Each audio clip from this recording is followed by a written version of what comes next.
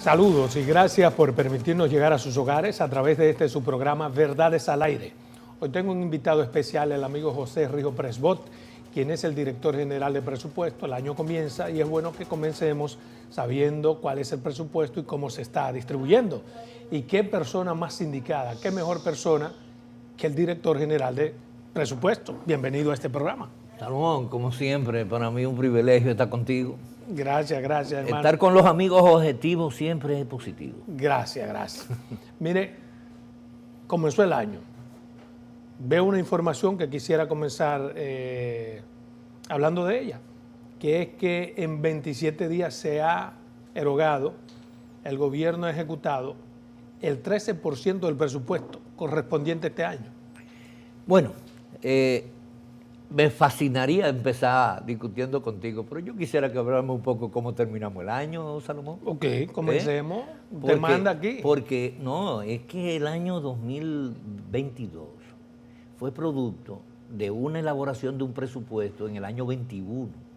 Es decir, en octubre, 1 de octubre del 21, nosotros depositamos el proyecto de ley de presupuesto general del Estado para el 22. En ese proyecto de ley no estaba contemplada la guerra y los impactos que trae consigo la guerra Rusia-Ucrania. Claro. Ni tampoco estaba contemplado Fiona, ni la vaguada, las 3 horas de lluvia aquí en el Distrito Nacional y el Gran Santo Domingo. Y nosotros en el 2021 sometimos una necesidad de financiamiento de 284,000 millones de pesos para completar el déficit que habíamos planteado de un 3%. Sin embargo, nos vimos la necesidad de aumentar el déficit a 3.6, pero terminamos en 3.46. Es decir, que pudimos reducir los gastos que nos habíamos replanificado ya en julio. ¿Producto de qué? Tuvimos que subsidiar los combustibles. Desde marzo, usted y toda la población dominicana no sufre el asalto de la semana, de los viernes, del terror, como lo denominaban, sino pasamos prácticamente un año subsidiando el combustible para que no le llegara más cara a la gente. Lo que hubo fue, a ver si entiendo, un cambio de la ejecución del presupuesto. Claro. O sea, la gente, quienes quieren distorsionar, dicen, no, que no se ejecutó todo el presupuesto en gastos públicos, no, pero se ejecutó en otras cosas que eran prioritarias en ese momento. 35,000 millones de pesos del subsidio de los combustibles. Eso impidió que la inflación se colocara por encima del 18% y terminamos con el 7.88% de inflación. El cuarto país de toda Latinoamérica con menor inflación. Pero no solamente eso, tuvimos que disponer de 45,000 millones de pesos adicionales para el subsidio eléctrico, porque tú recuerdas que se tomó la medida de fijar la tasa de la tarifa eléctrica. Y eso hubo que compensarlo por el incremento excesivo que tuvo el precio del barril de petróleo. Yo no entiendo cómo, a pesar de todo eso, hubo cuartos sin ejecutar. No hubo dinero. Espérate, pero que ahí viene la inteligencia del manejo eficiente de los recursos públicos. Porque nosotros incorporamos más de 125,000 millones de pesos fuera de presupuesto. Sin embargo, cuando el nivel de financiamiento que requerimos fueron 274,000 millones de pesos, menos de lo que pedimos originalmente. Incrementamos el déficit, pero no incrementamos la necesidad de financiamiento por los ahorros internos, por un mayor nivel de crecimiento de los ingresos. Originalmente habíamos planificado unos 851,000 millones y terminamos con 955,000 millones de pesos de ingresos. Yo digo que no hubo dinero sin ejecutar. No. Por ejemplo, las partidas que se les asignaron a la Junta Central Electoral y a otras dependencias que de repente... Pero esos son gastos. Sí, esos son gastos ejecutados durante el año. Lo que pasa es una cosa. Pero no estaban presupuestados como tal, porque la Junta tenía su propio presupuesto. Cuando tú elaboras el presupuesto, tú tienes la facultad al cerrar el año, si tú tienes una disponibilidad, ponerlo a disposición de aquellas instituciones que requerían más fondos. Por ejemplo, ¿cuál es el presupuesto que sometió la Junta Central Electoral para este año 2023? Pues cerca de 17,000 millones de pesos. Sí. La realidad no nos permite asignarle los 17,000 millones de pesos. ¿Por qué? porque tenemos una restricción, tenemos un presupuesto muy restringido. Por ejemplo... ¿Y quién determina esa realidad? La situación macroeconómica, la inflación... Pero al criterio de quién, de ustedes. Lo digo por ejemplo, y perdóneme, porque la realidad determinó que el presupuesto iba a ser 10.000 millones menos que lo que la Junta pensaba que le tocaba. 7.000 millones menos. Pero de repente se reúnen con el presidente dice, bueno, está bien, le voy a dar 5.000 más. Tengo una disponibilidad ¿qué cambió? Hay una realidad. Tengo una disponibilidad de 2.500 ¿Cómo millones cambia de pesos esa que realidad? van a quedar disponibles, porque son recursos que quedan disponibles para ser utilizados en el año siguiente. En el año 20... Pero eso pudo haberse establecido en el presupuesto porque, normal, de forma tal que los señores de la Junta no tengan que ir donde el presidente a pedir. Si hubiésemos organizado eso, ¿qué pasa con el presupuesto del año 2023? Sometido en octubre, ¿no? Para este año, aquí venimos entonces mirando la realidad de las restricciones que tiene el presupuesto general del Estado. Tú tienes, por ejemplo, que por ingreso de impuestos internos, de la Dirección General de Impuestos Internos y la Dirección General de Aduana, una estimación de 980.000 millones de pesos. Ahora, ¿qué gastos son imprescindibles resolver? 4% de educación, 275.000 millones de pesos. Pago de intereses de las deudas que hemos venido arrastrando desde años, 225.000 millones. ¿Cuánto van? Da mucho. 500, no sé contar hasta van ahí. 500.000 millones de pesos, ¿no? Sí. De subsidio eléctrico para los combustibles, para las pensiones que se han incrementado enormemente, representa 200.000 millones de pesos. Ya van 700.000. Para la salud, 137.000 millones de pesos, 837.000. Para el pago de la deuda arrastrada de años anteriores, 155.000.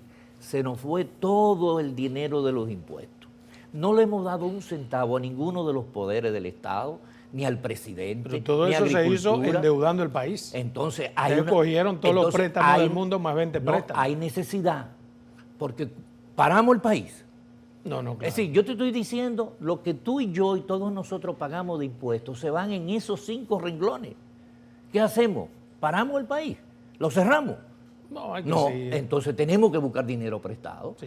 ¿Cuánto necesitamos este año? 363.000 millones de pesos.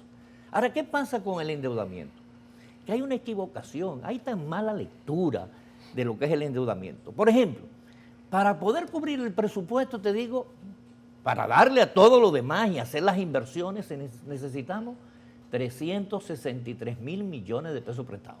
Eso está contenido en la ley de presupuesto de este año. Ese monto, entonces, lo autoriza la ley de presupuesto, pero luego tiene que mandarse al Congreso una ley que autorice hacer la emisión de bonos, porque tú no puedes hacer una emisión de bonos por un año, porque la ley de presupuesto es anual. Comienza el 1 de enero y termina el 31 de diciembre. Entonces tú tienes que volver a remitir al Congreso la totalidad de la necesidad de financiamiento que tú vas a requerir.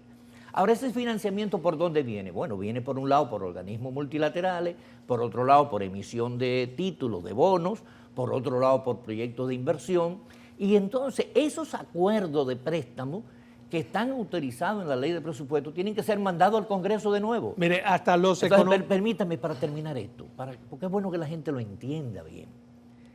Cuando un acuerdo de préstamo va al Congreso, ya está previamente autorizado en la ley de presupuesto. Ah, otro préstamo más. No, necesitamos 363.000 millones de pesos. Y esos 363.000 de pesos están atados a acuerdos de préstamo que tienen que ser sometidos de nuevo al Congreso y el Congreso aprobarlo.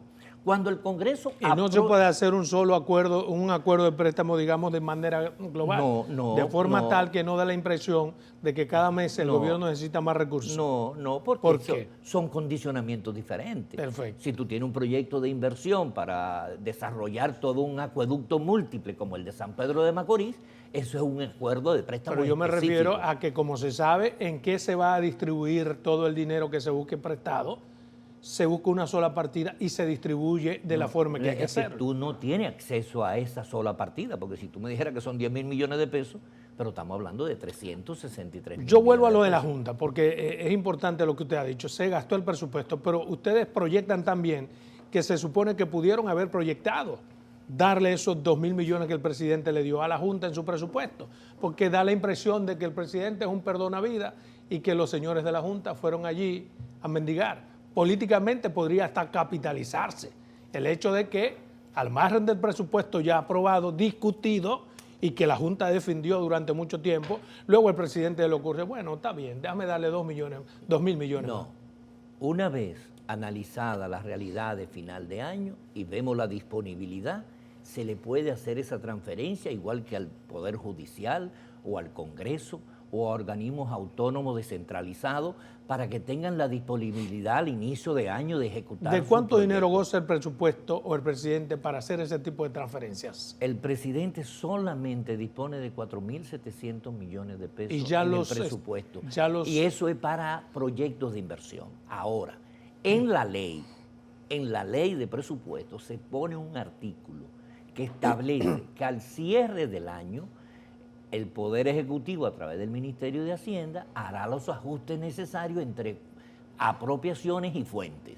Si hay una apropiación que no se ejecutó y está la fuente, y hay una necesidad que pueda cubrirse con esa fuente, entonces se reasigna el gasto. Pero no hay un gasto, digamos, un tope. Para que el presidente, es que no se sale de lo aprobado, del tope aprobado por el Congreso Nacional. El techo no se cambia. El techo para esas cosas. El techo no se cambia. ¿Cuál es el techo para eso? La totalidad del presupuesto aprobado. Entonces, ¿se puede cambiar el presupuesto? Al final, total. Al cerrar el año, tú tienes la facultad legal que lo autoriza el Congreso, porque el dueño del presupuesto no es el Poder Ejecutivo, es el Congreso, porque el Congreso es el que autoriza. Eso es en teoría. En realidad es otra cosa. Pero bien, vámonos a la primera pausa comercial porque no me contestó mi primera pregunta. Es si ciertamente el gobierno en 27 días ha ejecutado el 13% del presupuesto para este año. 2 minutos me contesta. Bien, continuamos aquí con esta interesante entrevista con el director de presupuesto.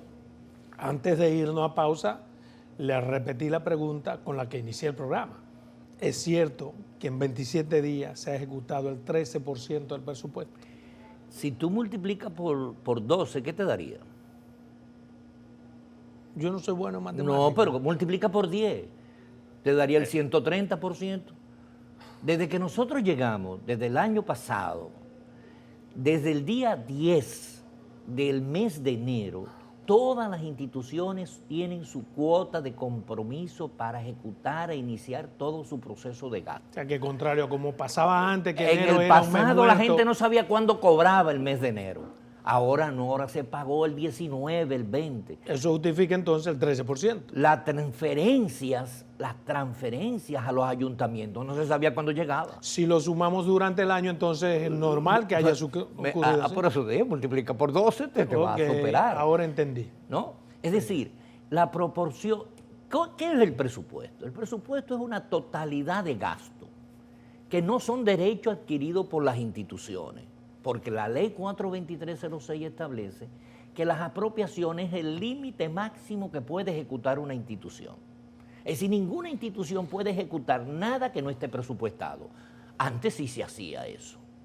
Antes las instituciones ejecutaban gastos que generaban lo que se llaman disminución de cuenta por pagar.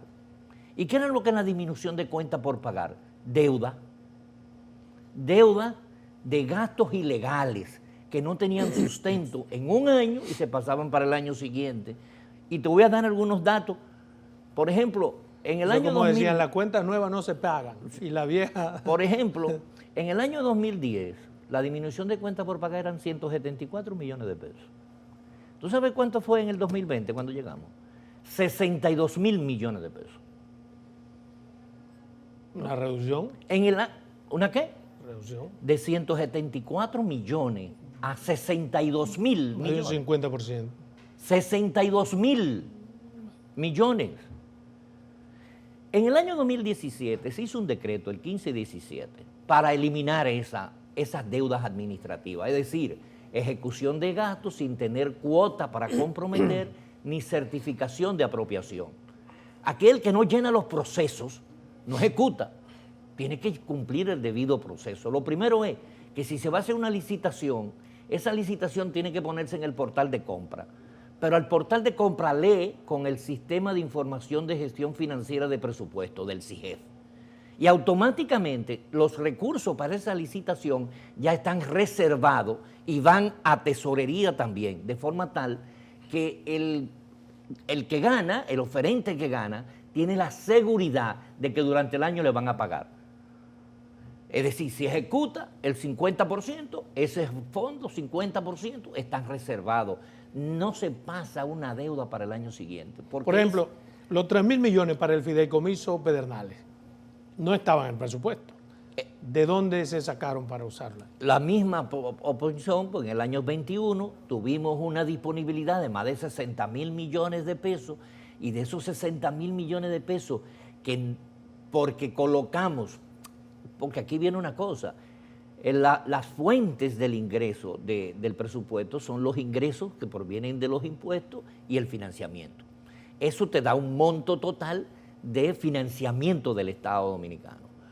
Cuando llegamos en febrero, en enero, se colocó rápidamente una partida de 3.500 millones de dólares para aprovechar la tasa de interés, previendo de que ahí iba a venir un incremento, como ha sucedido, que hoy en día ya la tasa de interés, en el año 19, la tasa de interés de la Reserva Federal de los Estados Unidos era como un 1%. ¿Sabes cuánto estaba? Entre 4.50 y 4.75. Y eso tiene un impacto enorme. Si tú no manejas adecuadamente tus pasivos, tú cuando vas al mercado internacional a buscar financiamiento, te va a explotar los intereses. Entonces, ¿qué es lo que hemos tratado de hacer? Sostenibilidad fiscal. Hemos sacrificado muchas cosas para lograr que dos calificadoras de riesgo nos mejoren la calificación del país. Y al mejorar la calificación del país, indudablemente que tenemos posibilidad de acceder a financiamientos blandos y a renegociación de nuestra deuda. Mira, ahora mismo acabamos de renegociar. Pero fíjate que hay algo que nosotros insistimos sobre esto. La totalidad de los gastos, de las apropiaciones que tiene una institución, depende de los ingresos. Si los ingresos no entran, la institución no puede ejecutar. Así es, mire, hasta los economistas más contestatarios insisten que ciertamente el gobierno se ha endeudado mucho y entienden incluso la razón del endeudamiento, pero insisten también en que es momento ya de parar, de reducir la deuda. Hemos reducido la deuda de un 57% a un 46% del Producto Interno Bruto. Ahora, vuelvo y te digo, ¿cómo detenemos el endeudamiento?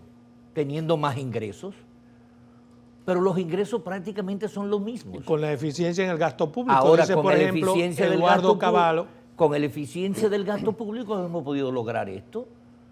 Si nosotros no hubiésemos tenido la guerra, que nos obligó a un subsidio de alrededor 0.4 de 1.4 del PIB, más 0.3 por las vaguadas y Fiona, nosotros hubiéramos disminuido la necesidad de endeudamiento, porque el déficit no nos hubiese quedado, en lugar de 3.4, nos hubiese quedado como en 2.6. ¿Cuál es la prioridad para este año?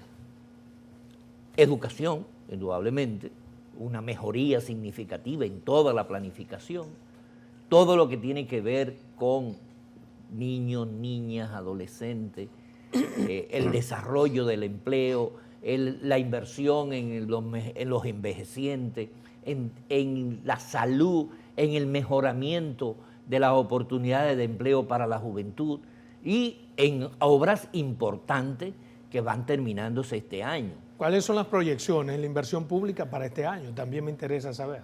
El gasto total de capital son 155.000 millones de pesos. Es la mayor partida que se ha podido disponer en gasto de capital.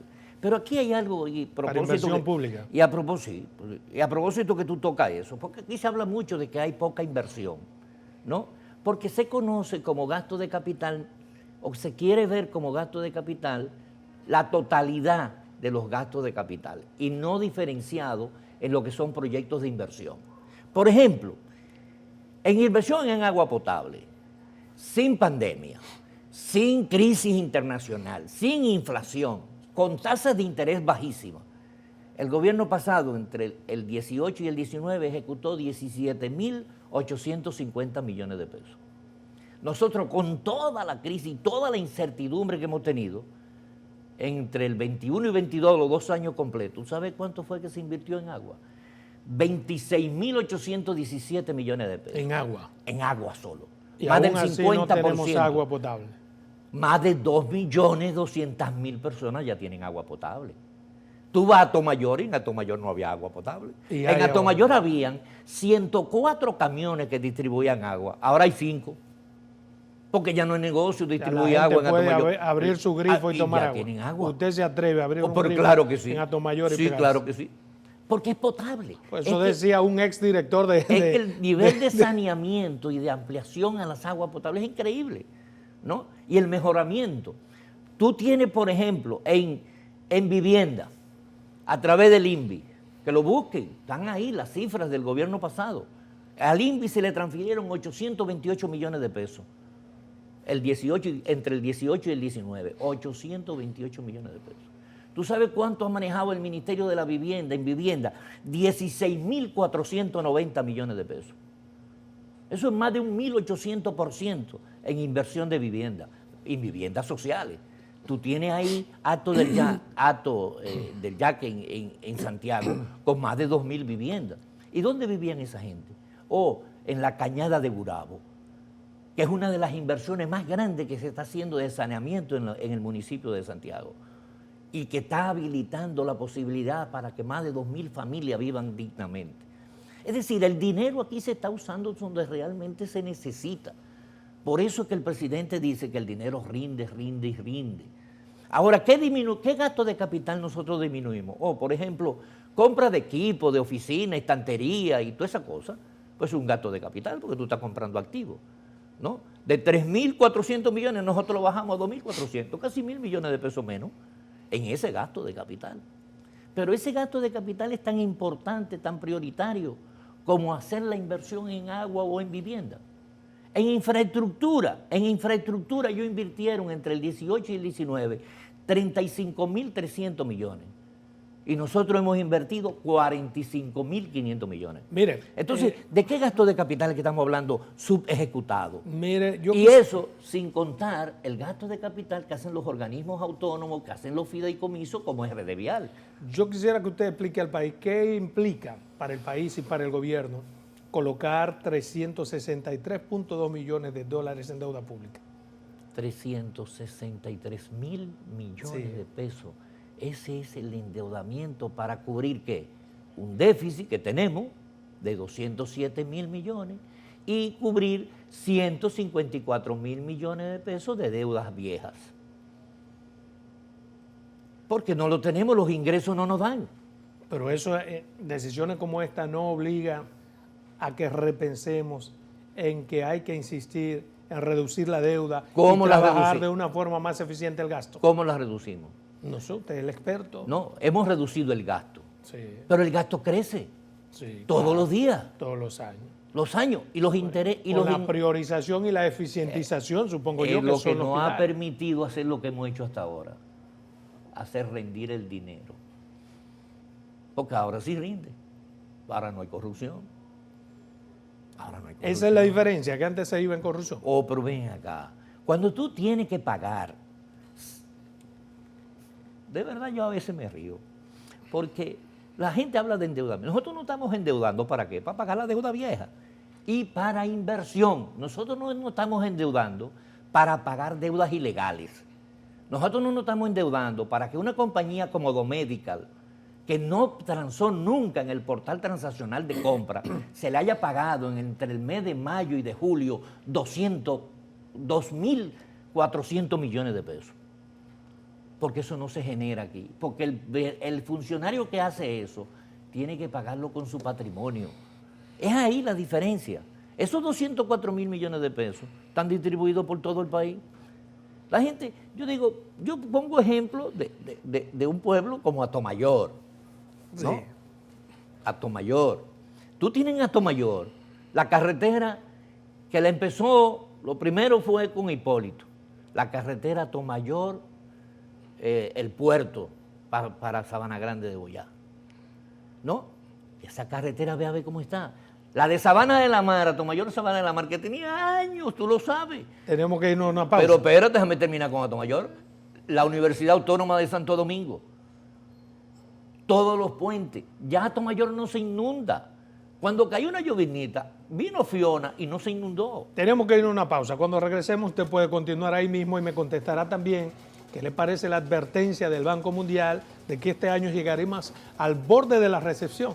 Y nosotros estamos haciendo planes y proyectos y como que no se ha pensado en eso.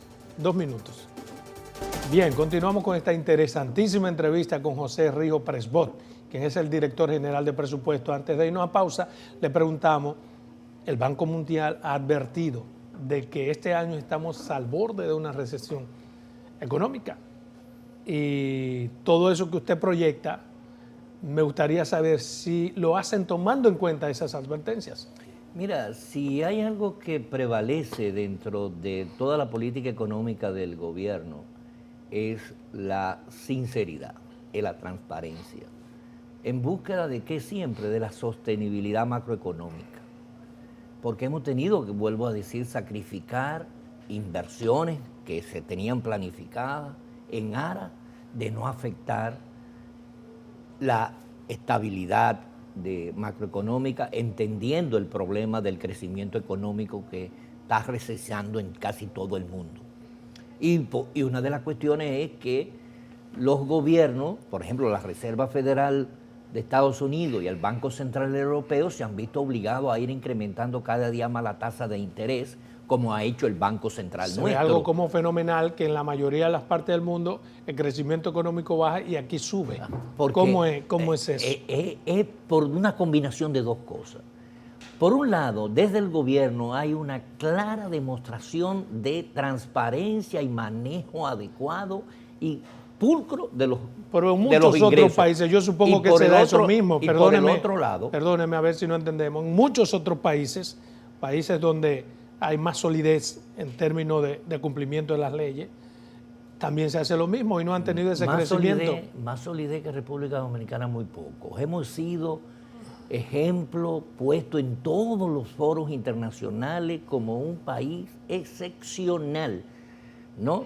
El presidente del gobierno abierto define a República Dominicana como un punto brillante en medio de toda la oscuridad del mundo. Porque lo que hemos hecho es ser lo que debió hacerse. Primero, estamos conscientes de la realidad. Demostramos al sector privado que los recursos que se pagan de impuestos en este país son bien utilizados. Al contribuyente darle esa seguridad de que sus recursos no se los van a robar, el contribuyente se anima a pagar. Por eso los ingresos crecieron por encima de lo que habíamos estimado el año pasado. Pero ¿qué importancia han tenido esas advertencias que yo le pregunté? Es que vuelvo y te digo, al darle la seguridad al sector privado, el sector privado se convierte en motor conjuntamente con el sector público de todo el crecimiento de la economía.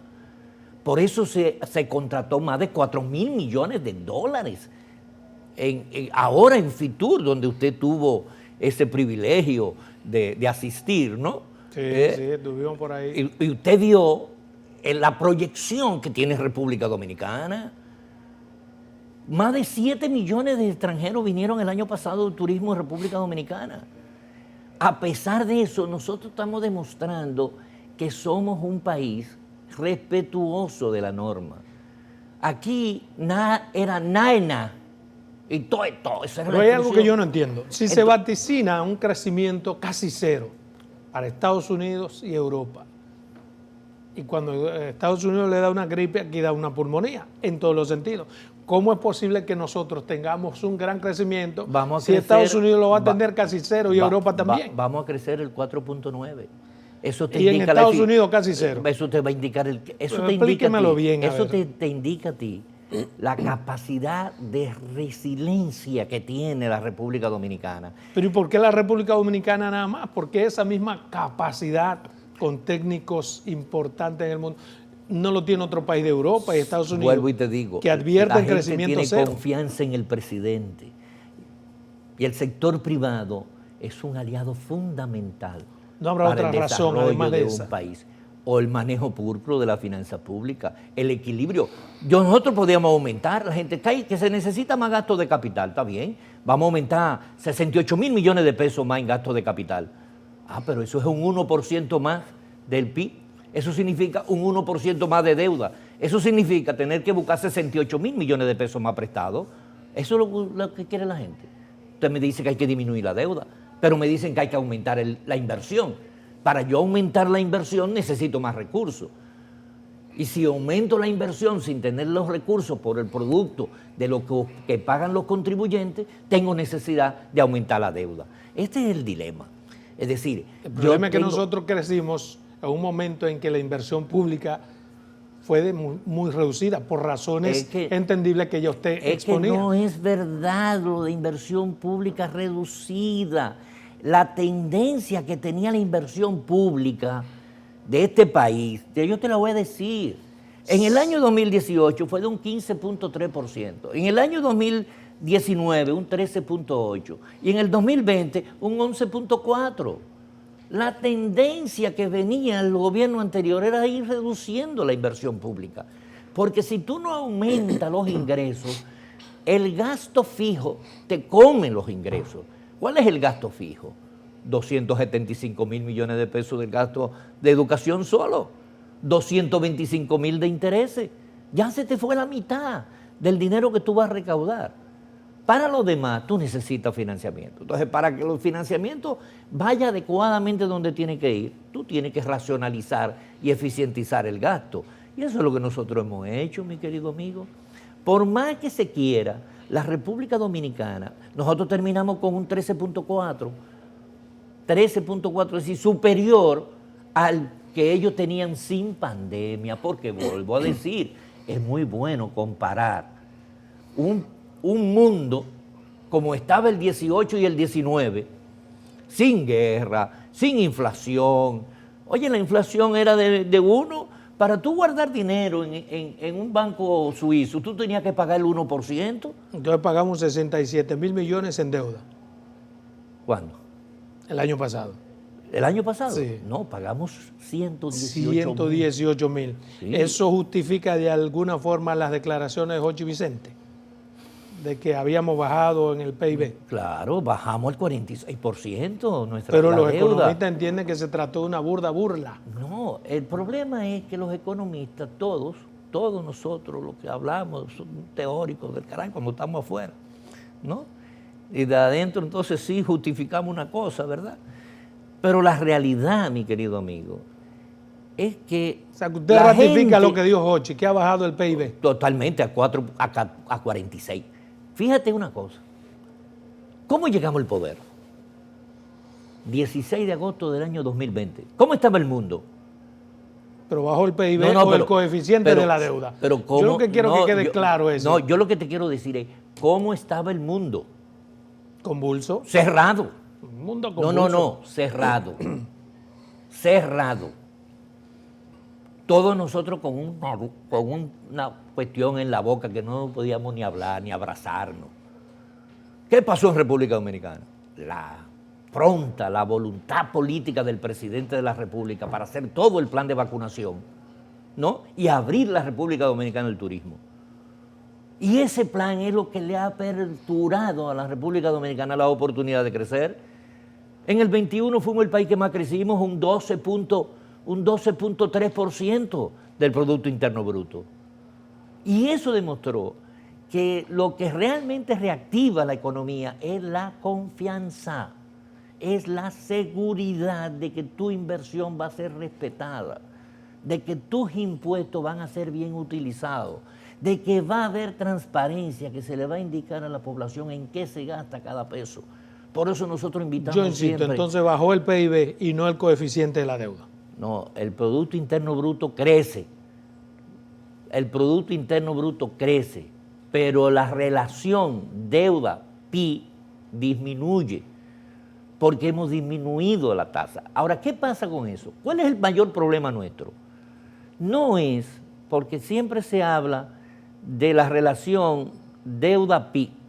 Para nosotros ese no es el problema. Debería ser un problema ese. No. ¿Por qué? No, porque te da claramente de que todas las calificadoras de riesgo dicen que es sostenible, de que hay una madurez a más largo plazo, se han disminuido las tasas de interés, ¿no? Y la República Dominicana da sostenibilidad a su deuda. El problema nuestro es intereses sobre impuestos. De cada 100 pesos que tú pagas de impuestos, ¿no? 20 pesos se van para el pago de los intereses, solo de los intereses. Entonces, para disminuir eso, nosotros necesitamos tener más ingresos que permitan no tomar prestado. Si pudiéramos calificar el nivel de las recaudaciones, ¿estamos nosotros haciéndolo en un 100% o se necesita fortalecer, digamos, algunos controles que impidan o que obliguen a no tener que hacer lo que indefectiblemente tendremos que hacer, que es una reforma fiscal? Es que a mí me condenaron hace 3 años, ¿lo recuerdas? Sí. Yo creo que fui de los pocos que dije que aquí había que hacer una reforma sí o sí. El pacto fiscal. ¿Usted insiste en esa idea? El pacto fiscal que se estableció en la Estrategia Nacional de Desarrollo, que se violentó en el 2015, porque si el pacto fiscal se hubiese hecho en el 2015, no estuviéramos hablando ahora de reforma.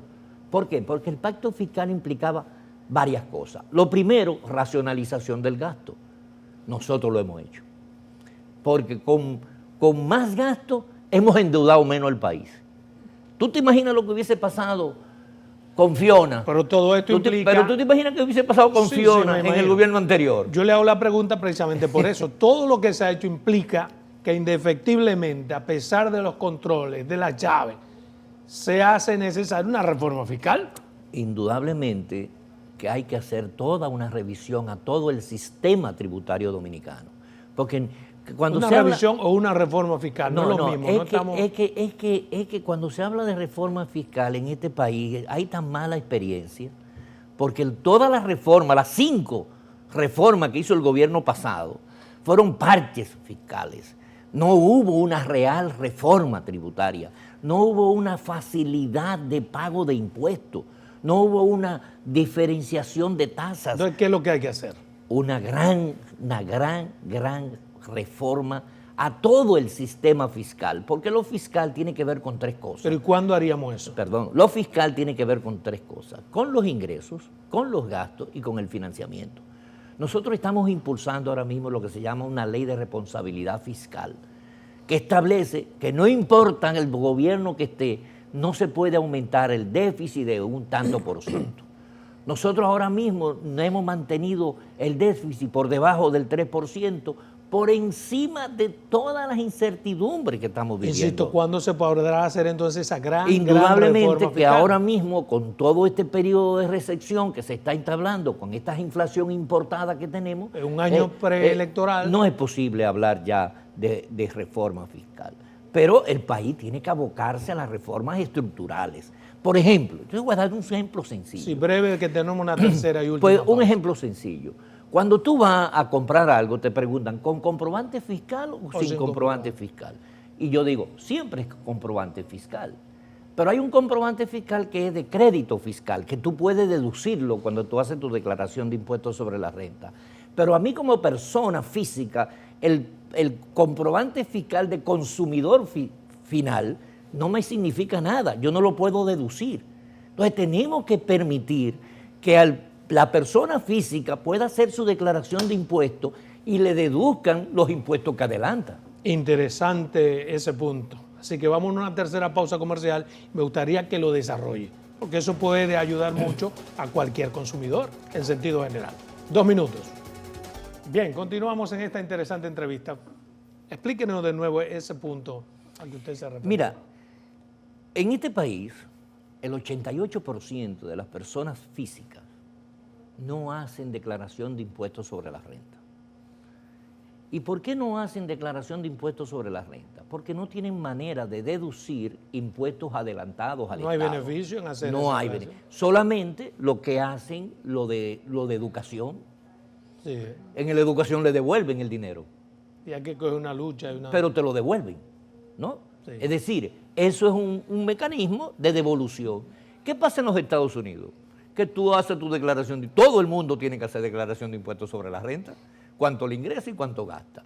Si ha pagado más impuestos, se le devuelve hasta en efectivo.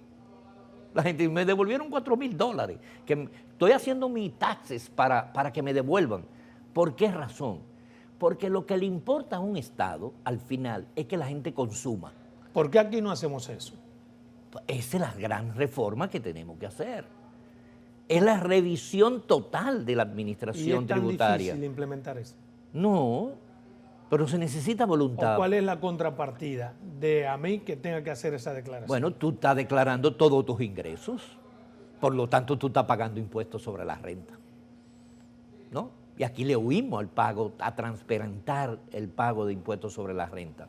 Cuando tú ves de dónde vienen los ingresos, los ingresos vienen el 25% del pago de ITEVI, el 25%. El 21.8% viene de los ingresos.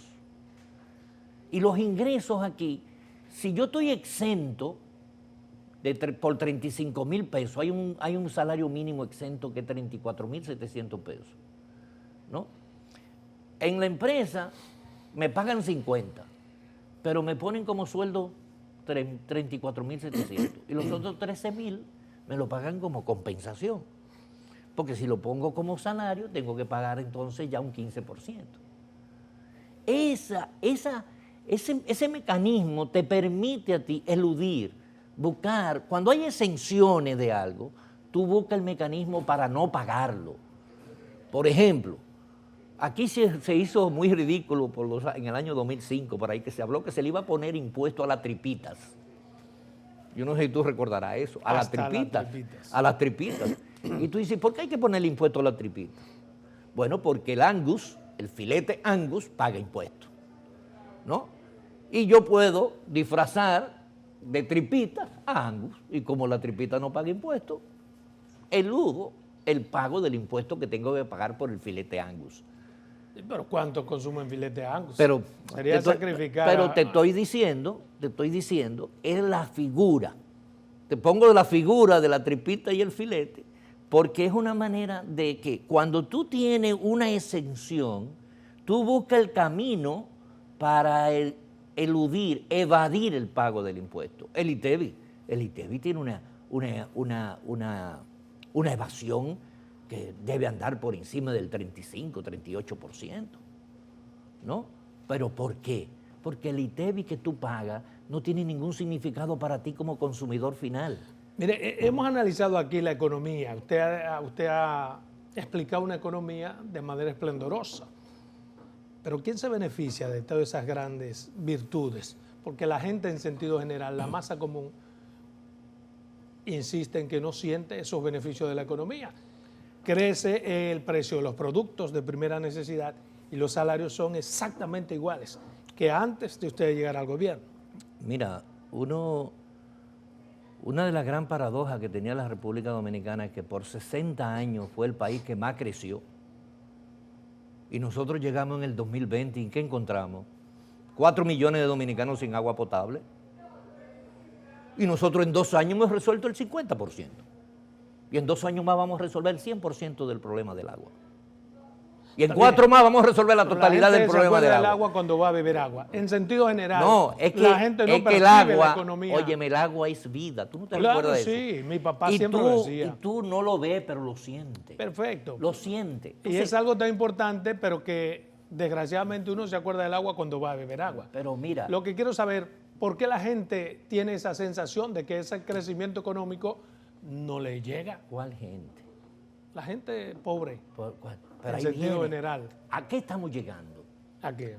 Por los comedores económicos le llegamos a 90,000 raciones diarias de comida. Eso es subsidiado. Pero, yo hablo clase media, por ejemplo, que gana 40,000 pesos y un plátano. ¿Qué? ¿Un elevado. plátano qué? Elevado. ¿Pero en qué momento es elevado? En estos momentos. Pero hace 2 meses estaba a 3 pesos antes de Fiona. Es verdad. ¿Y qué pasó en Atomayor? Yo nunca lo he visto. 2,000 tareas de plátano se fueron en Fiona y a otros se le fueron 1,200 tareas. Es que hemos sido afectados por la inclemencia de la naturaleza y a pesar de eso, aquí no hay hambre. Lo dijo la PMA. El Programa Mundial de Alimentos dijo que República Dominicana es el país que más ha disminuido el hambre en todo el país, en toda la región. ¿Por qué? Por los programas sociales que hemos tenido que invertir. Más de 7.000 millones en el plan social, entregando raciones crudas a asociaciones, a iglesias, a grupos comunitarios, en los comedores económicos, Inespre vendiendo un cartón de huevo en 90 pesos. ¿Sabe cuánto cuesta un cartón de huevo en Estados Unidos de 12 huevos? De 12, no un cartón de 12. Te vale 8 o 9 dólares. Bueno, el problema es que dice... La inflación nuestra es la cuarta menor de toda la región. Porque es que el mundo fue afectado por la guerra Ucrania y Rusia. Pero puede crecer un país de manera general, perdóneme, y la economía popular de manera general en base a subsidios, porque esa es la realidad. Aquí tenemos muchas cosas subsidiadas, pero el sueldo sigue siendo lo mismo. ¿Hasta cuándo se mantendrán los subsidios? Mi querido amigo, es que la gente piensa que no estamos en una economía de guerra. Es que el mundo está envuelto en una economía de guerra. ¿Cómo explique eso? Nosotros hemos estado en una bonanza, en una tranquilidad tan, óyeme, ¿qué era lo que más afectaba a la gente aquí? El aumento de los combustibles. 275.000 personas dejaron de ir a pobreza monetaria general por el subsidio de los combustibles. Los combustibles siguen elevados. Pero están subsidiados. Contrario, ¿Tú sabes cuánto costó la semana pasada? 722 millones de pesos hubo que buscar. Pero eso es lo que le digo, ese subsidio es una ficción respecto de la realidad, porque nadie puede estar contando con que vivirá eternamente con los asuntos principales subsidiados. Pero nosotros lo tenemos previsto. ¿Sí? En el presupuesto de este año, el subsidio de los combustibles. ¿De los combustibles? Sí, ¿para qué? Para no afectar tu bolsillo. Perfecto. Para que tú toda la semana estés tranquilo. Y el de los alimentos también. Y el de los alimentos también, porque el transporte es afectado. Nosotros subsidiamos más de 1.100 millones de pesos al transporte para que no se incrementara.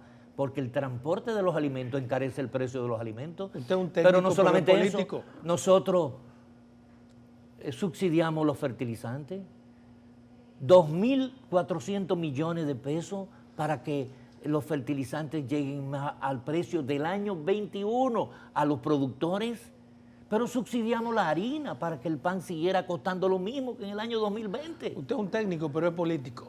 Eso significa que político 24/7. 24/7. Porque el hombre es un ser político. ¿Cómo que le llaman politicum? Sí. Eso significa que a partir de esas proyecciones y esa nomenclatura que ustedes han orquestado, está diseñada para que Luis continúe 4 años más. Porque si no, se les cae. Qué rico es hablar contigo. Qué bueno es hablar contigo. Un hombre objetivo. Porque tú estás claro.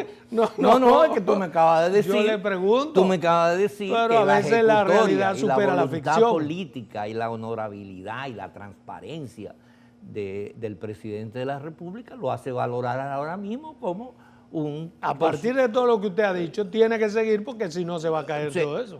Pero tú te imaginas que se retorne el pasado.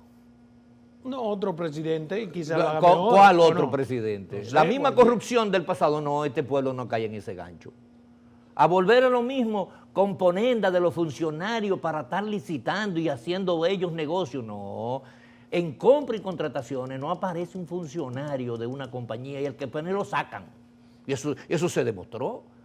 Se ha demostrado. Pero no había precedentes. Si ya tuvimos un Luis que hizo todas esas cosas, significa que el que venga tendrá que seguir ese Dios, carril. la mala maña no se quita. No. No. El que es corrupto y se convirtió en corrupto no deja de ser corrupto. Esa es la realidad. Lo malo es que toda esa corrupción que se proclamó y que se dijo no ha sido castigada a 3 años ya de gobierno. Perdón. Recuerda de que si hay algo que este gobierno tiene es el respeto a la independencia de los poderes del Estado.